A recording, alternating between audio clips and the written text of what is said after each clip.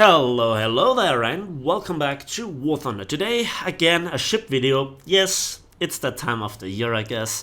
And it is the beautiful, the big, brutal light cruiser that is the German KMS Emden. I love the ship in the pre-close beta and the close beta. I think it still has its full combat value, but this time the progress has been reset, so this is now the fourth battle that I played with it, and it's still completely stock. Today I want to talk about the problems that light cruisers, in particular the KMS Emden, have to face when you want to play with them. And those are problems that sometimes you would have, that you want to wish to have in tanks, but when I am done with the discussion, I hope you kind of see it in a different way. About the KMS Emden, you have 8 15cm guns in single mountings for a maximum broadside of 6 guns, and those HE shells are really painful if they hit an enemy. They just kill crew, they kill modules. They are so much powerful as, 6-inch guns compared to the 5-inch guns of Destroyer, which feel so much weaker in terms of HE damage. And that has actually nothing to do with the armor. When we talk about the armor of the KMS Emden, it hasn't changed. It's still that beautiful 50mm belt that keeps most of the punishment away, and even if it gets penetrated from close range with armor piercing, there is a second layer of 40mm angled citadel protection, and this is overall a turtleback arrangement, and it's highly effective. So even if you lose a lot of crew early on, you just can stay in the fight for so long because you just can soak up the damage, because the crew inside of the citadel doesn't get hit, and it always can continue repairing the ship and so forth. Now I want to bring your attention now to the minimap, and as you can see, I spawned in the top right corner, and I want to go to the far cap, which is C, which is the closest to me. A and B get mostly dominated by patrol boats and destroyer. Now we come to the actual problem, which is about the gameplay. Look, the light cruisers, in particular, again, the KMS Emden, are unmatched in their firepower, in their survivability, in their armor protection, in their long-range capabilities as a damage dealer and also damage tanker.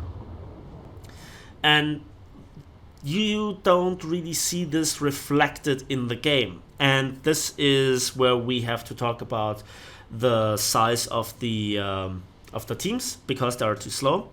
The map design, because it's all about A and B, and your downtime, your long time before you do anything significant. The battle time is way too short, and so you lose so many battles because you're in a light cruiser, but not because you are incapable of fighting anything. We will see a few fighting scenes later on, and I think this is one of those battles that just shows everything. Very often I get asked, hey, can you show a battle that is not cherry-picked, a battle that has not gone so well? This is one of those battles. Now look, I deal damage, I make the enemy destroyers panic, but they just can hide easily behind islands, and as good as I am with those grey box shooting and the range adjustment, to cripple a destroyer is easy. To sink it, you need to get down the crew, and you need to then at the end hit certain sections, and that's really difficult if he's hiding behind an island, if he's at long range, if he adjusts his speed and smokes up and somebody else gets into it. And this crippled destroyer still can kill all the patrol boats. So we have the destroyer meta. The destroyer can pick and choose the fight they want. Obviously they are interested in capping 2 capture zones, so they spawn down at A and B. They're interested in seal clubbing, so they go for the patrol boats, and this is the overall issue. They are not forced to fight a light cruiser. To be honest, if there is a fight between a destroyer and a light cruiser, I know exactly who to bet my money on. It's not the destroyer. So, as far as it comes to the ship's design, to the 3D model, to the feel of sailing it, when you're in a fight, it's absolutely epic. I think, hands down, Gaijin has an absolute winner at their hands. And I want to enjoy the light cruisers before maybe in the future we get even bigger ships, and then the light cruisers become obsolete. We will see how this is going to happen. If you look at tanks, we have seen numerous top dogs that then got obsolete later on. You name it, T29, IS6, when they were introduced, they were outright overpowered and broken and all those things. But when it comes to cruisers, they follow the game mechanics, probably because they are not premium. Yes, I'm very sarcastic here, but you get the point. So we are now 5.5 minutes into the fight, and I'm not even near the cap. The fight in the south has actually switched sides in terms of who wins it numerous times. And the problem is, my team is down a player that does nearly nothing, that has nearly no influence in the game, and that's me, because I'm in the light cruiser. I have a long distance to travel, and I'm completely stuck, I'm slow. There is nothing that I can do because there are no targets for me to shoot. And that collides with the repair costs. Now you might think, okay, repair costs for light cruiser, I expect them too high. Yeah, this stock ship costs me now 32,000 silver lines to repair, regardless if I get damaged at all or not even talking about getting shot. So just picking the ship automatically costs you 30,000 silver lines. That's a hefty price. And you cannot make it up in battle in most battles. So far, I played 4 battles, including this one, and spoiler alert, I lost all of them because I had no influence. If I would have been in a destroyer, not even necessarily a light premium destroyer, I might have changed the tide of half of the battles. So now I have a 0% win ratio, and it's not my fault. Yeah, it is my fault because I picked the light cruiser, which is the most powerful ship afloat. So you can see by all the things that Gaijin has done right, with the 3D model, with the beautiful design and the graphics, and everything about how their ship feels and turns and the combat capabilities. This is done in an epic way. I love it. Of course, things are there to be improved, but overall, this is done right. But you have nothing to do, you have nothing to shoot. It's a 6 versus 6, you know? And if I choose to not go into the fight in the south, my team is down by 17% of the players.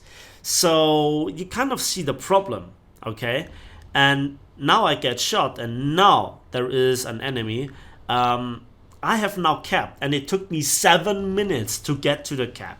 7 minutes. We lost almost 2/3 of the, tickets, and now I actually open up. And now we can see another problem. I'm totally stuck. I don't have any repair tools, and I already lost 1 gun, and it's the forward gun, one of the most important guns, and this Z20 is just hammering me with AP shots. He doesn't do critical damage that will sink me, but he cost me another gun, 6 out of 8, and they're all on the port side of the ship, which is the side that I'm engaging with him. Another gun is down, so at this moment I'm fighting him effectively with 3 guns, and while I do massive damage with each HE shell that hits him, he probably can repair as a premium destroyer. I cannot as a stock ship, even while being in the cap. I'm about to leave it, but it doesn't make any sort of difference. By the way, I see the torpedo launch, so I know that I have to go and turn inwards, which costs me a lot of speed. Now it was really unfortunate that the HE shell that hit the ammo rack and blackened it didn't let it explode, so his forward turret should be still operational. So I concentrate now on the back of the ship. I do critical damage, and another ammo rack is black, and it still didn't blow up. So this is kind of a bit annoying to me. I'm down to 5 out of 8 guns, and yeah, now he's down due to a crew knockout, and I try to turn the ship, and look how slow it is, and I'm going full speed ahead because my funnels are also broken. So the Citadel is completely undamaged. The machinery, the propellant system, everything is undamaged except the funnels, and they cost me so much speed. And then the rudder, oh god. The stock performance of ships compared to fully upgraded is, oh my god, it's so painful. I mean, you profit still from the fact that you can research your fire prevention equipment, or the ship equivalent to it, after just unlocking one tier 1 modification, which is parts. But still, it's kind of annoying. So I pick here the fight with the type 1924 destroyer, and now I actually switch the side. I want to fight him now with the starboard side because I can bring more guns to bear, hopefully. And yeah, he still deals damage. And now look at him flooding. I think I nearly have him here. He's down to 42% buoyancy, but he already brought it up again. It was even more critical at one point with the previous 2 salvos. It was like 17%, so now he damage conned, and his pumps will do the job, keep him afloat for a few more salvos. I tried to hit the bow to actually kill all the crew. The advantage is here the fuel tanks that absorb a lot of the damage on the ship. So now I concentrate on the rear again because the bow is now saturated, and that's the end of him.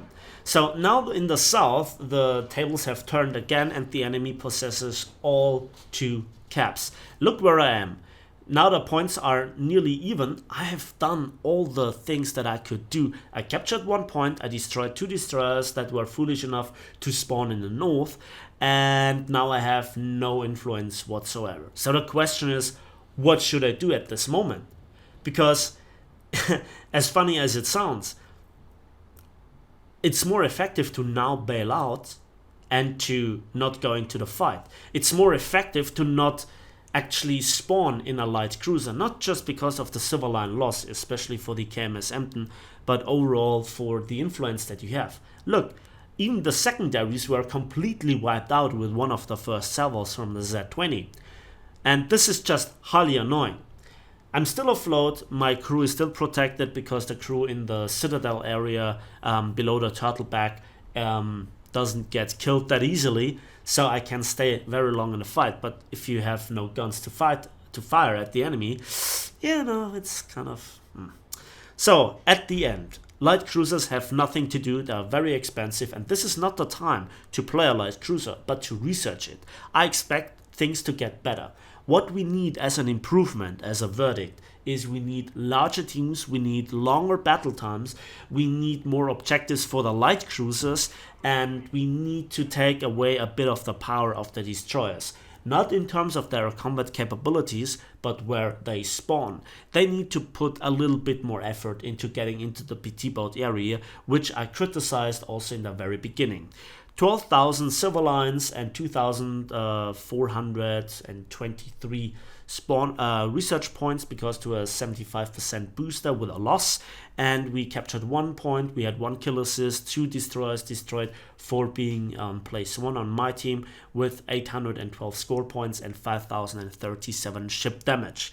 I think things have to be improved.